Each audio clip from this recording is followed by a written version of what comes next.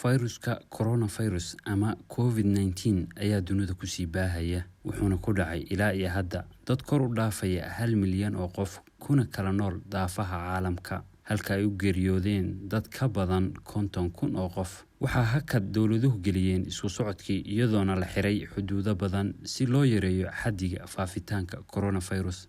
waxaa si kooban badid wadamada dunidu u joojiyeen shaqooyinkii qaybo badan oo kamid ah iyo waxbarashadii. ilaa iyo hadda looma hayo daawo u gaar ah xanuunka coronavirus.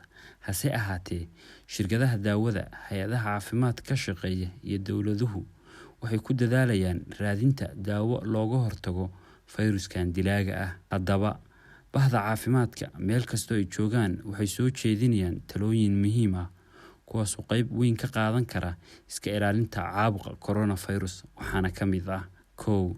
dhaqidda gacmaha si joogto ah ugu yaraan 20 sekin markiiba iyadoo la isticmaalayo biyo iyo shaambo.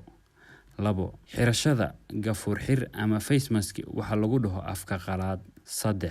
yareynta isdhexgalka bulshada iyo ka fogaanshaha meelaha dadku isugu yimaadaan sida maqaaxiyaha iyo suuqyada laga adeegto iyadoo la isku jirsanayo ugu yaraan masaafo dhan 1 mitir. waxaana muhiim ah in alaabaha online ahaan loo dalbado wixii dibadda looga baahdo sida cuntada oo kale haddii ay suurtagelayso. 4. joogidda guriga in loo baxayo ma ahane arrin muhiim ah. 5. ka fogaanshaha taabashada afka, sanka iyo indhaha, sidoo kale ku dadaalidda ilaalinta nadaafadda guud. kadib intii ay soo badatay saameynta coronavirus, dad badan waxaa dawladuhu ku khasbeen inay joogaan guryahooda.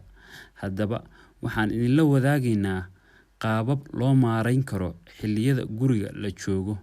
waxaana ka mid ah 1. samaynta jimicsi. taasi waxay kaa caawin kartaa helidda jir caafimaad qaba iyo inaan lagu caajisin joogidda guriga. 2. qodob kale oo muhiim ah isna waa akhrinta iyo xifdinta quraanka oo xilligan guriga la joogo jaanis fiican loo helayo. 3. akhrinta buugaag aad isleedahay cilmi ayaad ka kororsan kartaa iyo barashada xirfado cusub. waxaa ka mid ah qaab aad xirfad cusub u baran kartid adigoo qaadanaya koorsooyin online ah sida farsamo gacan ama luqad cusub oo aad danaynaysid online ka baranaysid. dhawaan waxaan idin soo gudbin doonaa qaybo ka mid ah website-yada ugu fiican dhanka online-ka oo wax laga barto kuwaas oo haya kumanaan koorso oo laga yaabo inay ku jiraan kuwa badan oo anfacaya. 4.